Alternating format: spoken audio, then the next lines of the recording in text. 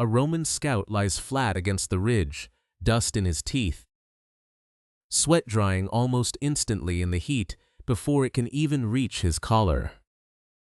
Below him, the plain around Carrhae shimmers, and a line of Parthian riders is pulling back.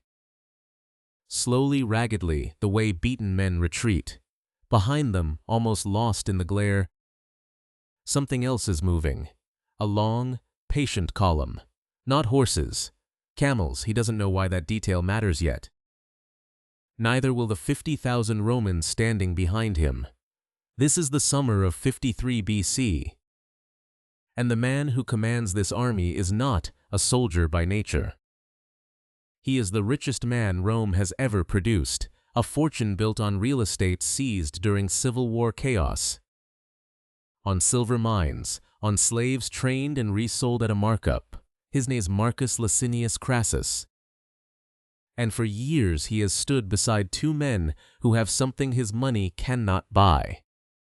One of them, Pompey, cleared the seas of pirates and conquered the East.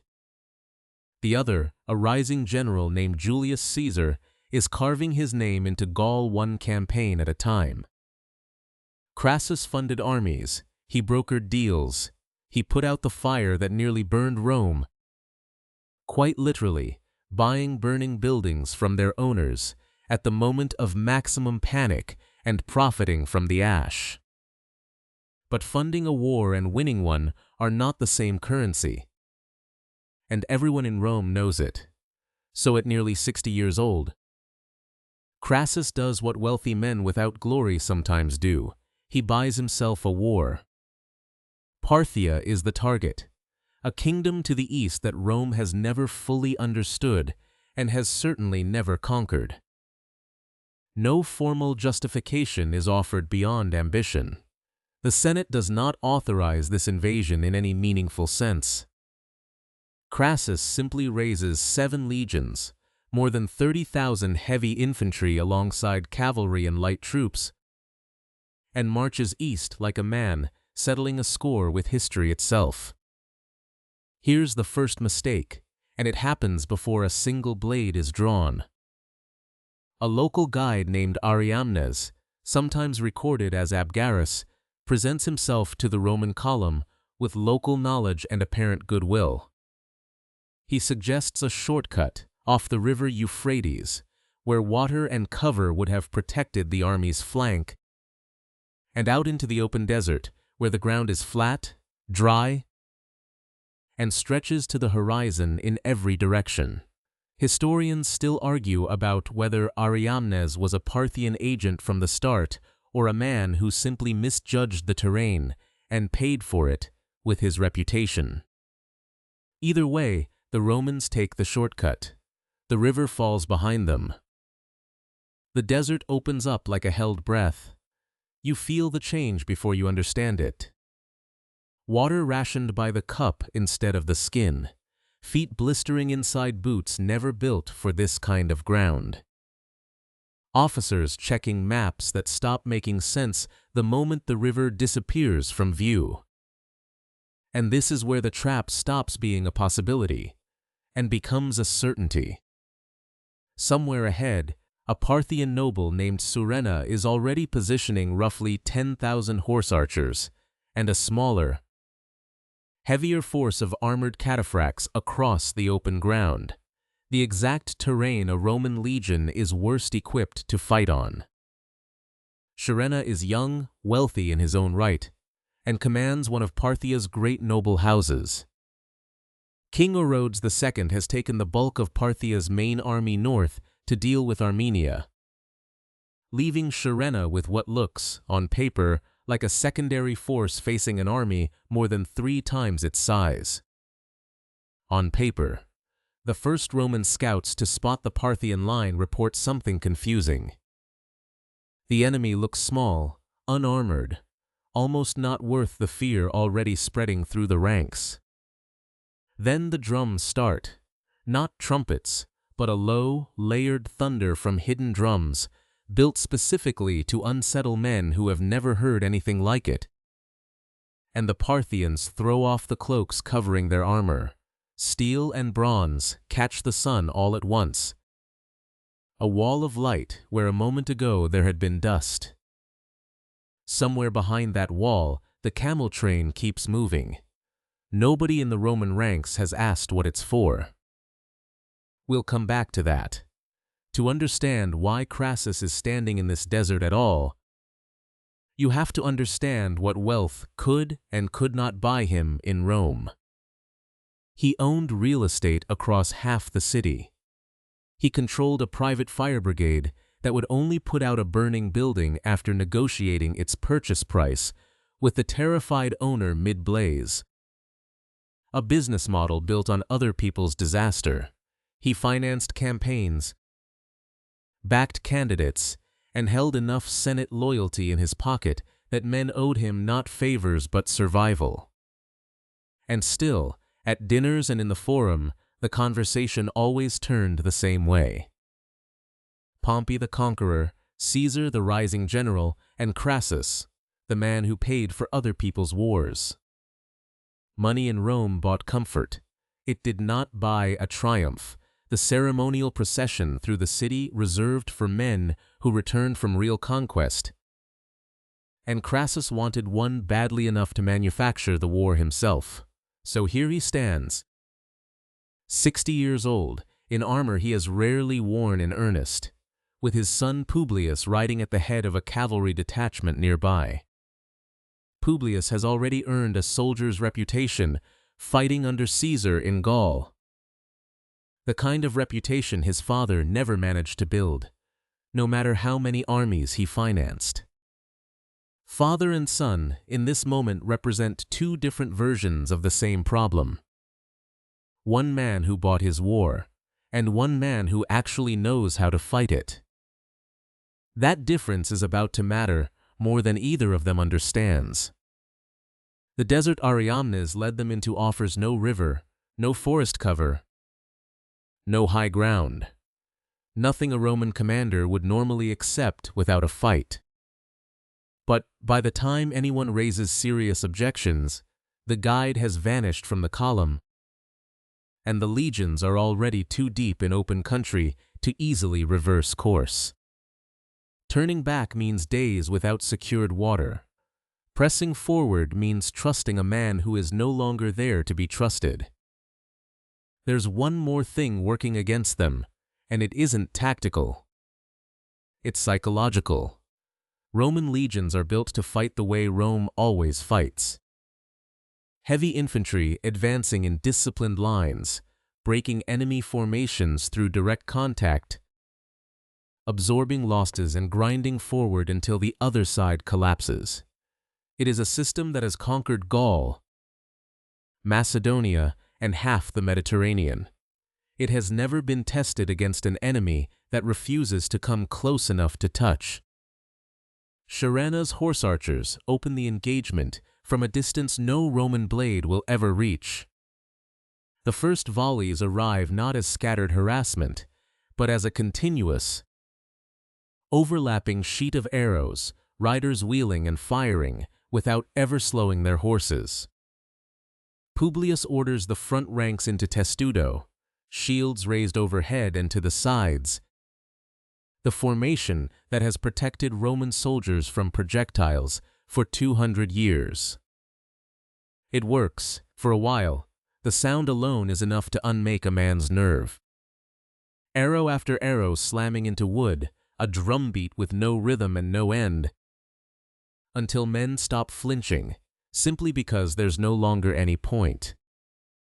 The arrows stop punching through wood and leather and start burying themselves in the shields instead, layer after layer, until men describe their arms shaking under the accumulated weight. Shields so thick with shafts that lowering them becomes its own kind of labor. But the testudo has a flaw nobody has needed to solve before now. It stops men from advancing, from retreating, from doing almost anything except standing still and absorbing punishment. And an army that cannot move is an army an enemy can study, encircle, and take apart in pieces. Here's the part that should have worried them more than it did. The Parthian archers keep firing and firing, past the point where any quiver Rome has ever encountered should have gone empty. Word starts moving through the ranks that the enemy must be close to running out. That patience, Rome's oldest virtue, will win this the way it has won so many sieges before. Hold the line. Let them exhaust themselves. It is, on the surface, a completely reasonable read of the battlefield. It is also exactly the mistake Surena is counting on. Stop here for a second, because it's worth naming exactly what has already happened. Rome has not yet lost a fight. Rome has lost the war before the first serious clash, and almost nobody in the column realizes it. The wrong guide chose the wrong ground. The wrong terrain removed every advantage 7 legions are trained to use. And the wrong assumption, that an enemy this aggressive must eventually run dry, is about to be proven catastrophically false. If you're new here, this channel breaks down history's most complete tactical systems, not just who won, but exactly how the trap was built, piece by piece, until every possible response led to the same door. Subscribe if that's the kind of history you want more of. And stay with me, because the next part of this battle is the part almost nobody gets right when they retell it. The Parthians are not running out of arrows, because the Parthians were never relying on the arrows they started with. Behind Surena's line, out of easy Roman sight, a column of roughly 1,000 camels has been waiting since before the battle began. Each one loaded with bundled arrows, moving forward on a rotation so that as one group of horse archers thins its supply, a fresh load is already within reach. It is, in effect, a moving ammunition depot built to march at the same pace as the fight itself. No Roman officer has planned for an enemy that brought its own resupply chain onto the battlefield. Roman doctrine assumes a finite enemy. Surena has built an enemy that, for all practical purposes, does not run out. This is the camel train the scout noticed at the very start. Back when it looked like nothing more than baggage trailing a retreating enemy. It was never baggage. It was the reason patience, Rome's most trusted weapon, was never going to work here. Publius Crassus, watching his father's main force pinned under the endless volleys, makes the decision a cavalry officer trained under Caesar would make. If the legions can't reach the archers, someone has to force the issue. He takes roughly 1,300 cavalry, a small body of infantry, and a unit of Gallic horsemen loyal to him personally, and drives hard at the Parthian line, hoping to break the archers at close range before the rest of the army is ground down where it stands. For a moment, it almost looks like courage will be enough. The horse archers, unwilling to trade blows at close range, begin to fall back. The same maneuver Roman commanders have seen from lighter cavalry before, the kind that usually signals a formation breaking. It signals nothing of the sort here. This is the maneuver Parthian riders have practiced for generations, turning in the saddle mid-retreat to loose a full draw shot backward, the bow doing exactly as much damage moving away as it did moving forward. Soldiers have a name for it that outlives the empire that invented it. The Parthian shot, and Publius's cavalry, chasing what looks like a collapsing enemy, rides directly into the range of men who were never actually retreating. The cataphracts arrive next, and they are not the lightly armored horsemen the Romans expected. Rider and horse both are wrapped in overlapping plates of iron or bronze scale, heavy enough that a legionary's gladius, built for close infantry work, barely marks the surface, where the horse archers wear an enemy down from a distance, The cataphracts exist to finish what the arrows started, a wall of armored weight that closes the trap at exactly the moment a smaller Roman force believes it has found an opening. Publius's detachment is surrounded on open ground, with no reserves behind it and no retreat that doesn't run straight back through enemy lines. What follows is not a battle in any sense his father would recognize from 30 years of Roman warfare. It is closer to a demolition, methodical and complete. Publius, badly wounded and watching the last of his men cut down around him, ends his own life rather than be taken. His head is removed and raised on a spear. Back at the main Roman line, Marcus Crassus does not yet know his son is dead. He knows only that the detachment sent to relieve the pressure has gone silent, and that the volleys against his own men have not slowed for a moment. Then he sees what is coming back across the field toward him. Not his son's cavalry returning in victory. A single spear raised high enough for the whole Roman line to see what's mounted on it. The arrows have not stopped once during any of this. They will not stop for hours more. Somewhere behind the Parthian formation, camels are still walking forward, still delivering exactly what Surena's archers need. Exactly when they need it. And the Roman army, for the first time in its history, is discovering what it feels like to fight an enemy that logistics alone has made unbeatable. Crassus does not break the way you might expect a man like him to break. He holds the line through the rest of that day, watching his army absorb losses no amount of wealth can offset. And when night finally falls, the arrows stop, not because the Parthians are finished, but because horse archers have never needed to fight in the dark to win. Surena lets the darkness do a different kind of work. He lets the survivors sit with what they've seen. Under cover of night, what remains of the Roman force retreats toward the town of Carrhae itself, abandoning wounded men who cannot keep pace, a detail Roman writers would return to for generations. The sound of soldiers left behind, calling after an army that could not afford to stop for them. This is not a story about 7 legions losing a fight.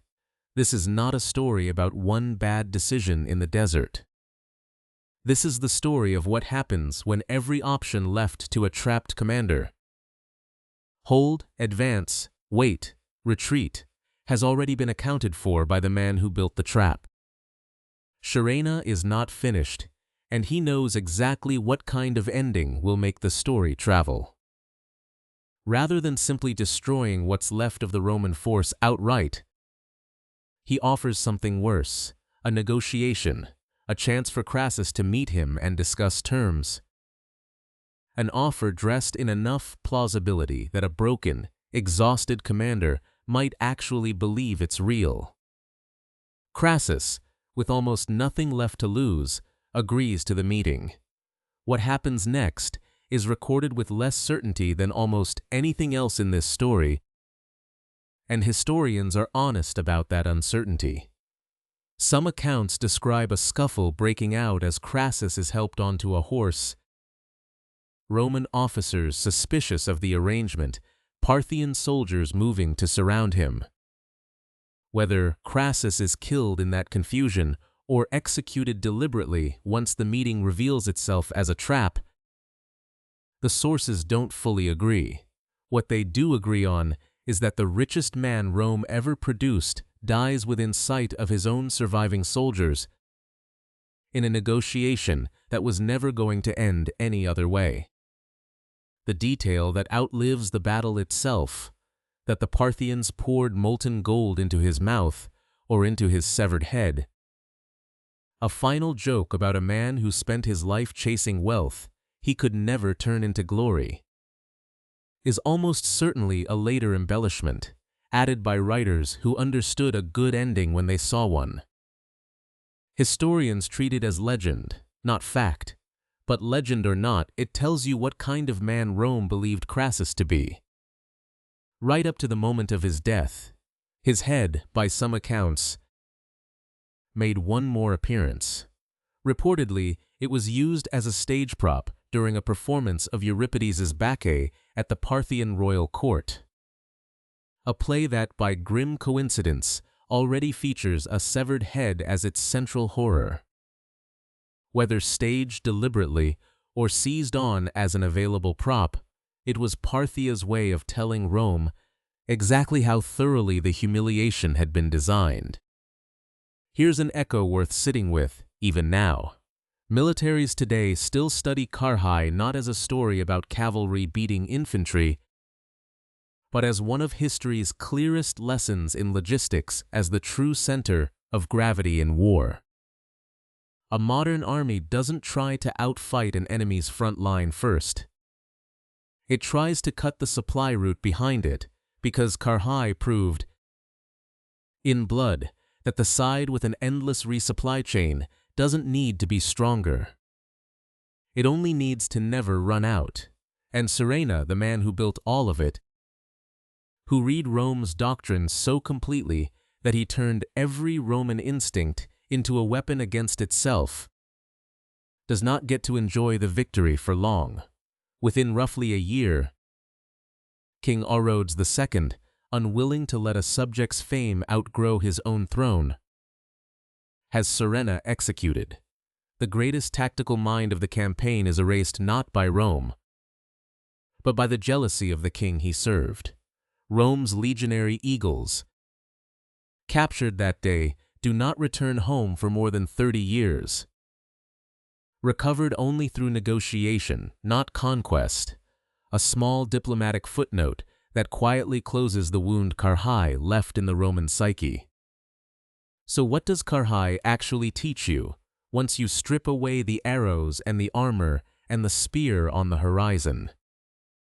The first truth is factual, and it's the one most retellings get wrong. Carrhae wasn't lost because Parthia had more men, or because Roman soldiers fought badly. 7 legions were beaten by a system, terrain chosen in advance, an enemy that never ran dry, and a formation built to survive arrows, but not the trap they were pinned inside. Every option Rome had was already accounted for before the first shot was fired. The second truth is more personal, and it's the one worth carrying with you past this video. The most dangerous traps are rarely the ones where you have no choices. They're the ones where you have several, and every single one quietly leads to the same place. Where holding feels disciplined, advancing feels bold, and waiting feels wise, and all three are exactly what the other side is counting on. And the third truth is the one that should stay with you longest. Surena spent months building the single most complete tactical victory of his generation, a plan so total it destroyed Rome's richest man and humiliated an empire that had never lost this badly to anyone. And within a year, his own king had him killed for the crime of being too good at what he did. The man who outthought Rome couldn't outthink the jealousy of the throne he served. So here's the question worth sitting with. If you'd been standing in that desert, watching the testudo lock into place while the arrows kept coming, would you have held? Advanced? Waited for the enemy to run dry? Tell me in the comments which decision you think you'd have made, and whether you think it would have mattered at all.